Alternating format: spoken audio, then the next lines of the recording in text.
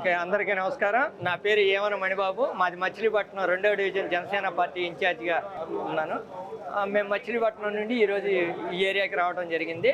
ఆలపాటి రాజేంద్ర ప్రసాద్ గారు ఎమ్మెల్సీ తరఫున ఆయన పోటీ చేస్తున్నారు కాబట్టి ఆయన లాంటి మంచి మనిషిని మనం గెలిపించుకోవటం ఈ రాష్ట్రానికి చాలా అవసరం. ఎందుకంటే ఇటువంటి మనుషులు, కరప్షన్ లేని మనుషులు, కొద్దిగా అవగాహన ఉన్న వ్యక్తులు, అనుభవం గల వ్యక్తులు, ఇటువంటి వ్యక్తులు కనుక వస్తే ఉపాధ్యాయులకు సంబంధించి ఏ అయితే సమస్యలు ఉన్నాయో అవన్నీ పరిష్కారం చేయడంలో అనుభవం గలవాళ్ళు, ఎప్పుడు అనుభవం గలవాళ్ళే. మరి చంద్రబాబు నాయుడు గారు కానీ, పవన్ కళ్యాణ్ గారు కానీ ఎమ్మెల్సీ అభ్యర్థిగా ఆయన్ని కేటాయించడం చాలా హర్షించదగ్గ విషయం. ఈ విషయాన్ని మనం ఎంతటితోనే వదిలేయకుండా ఆలపాటి రాజేంద్ర ప్రసాద్ గారికి మనం అత్యంత భారీ మెజార్టీ కల్పించే విధంగా ప్రతి ఒక్కరు కృషి చేయాలి.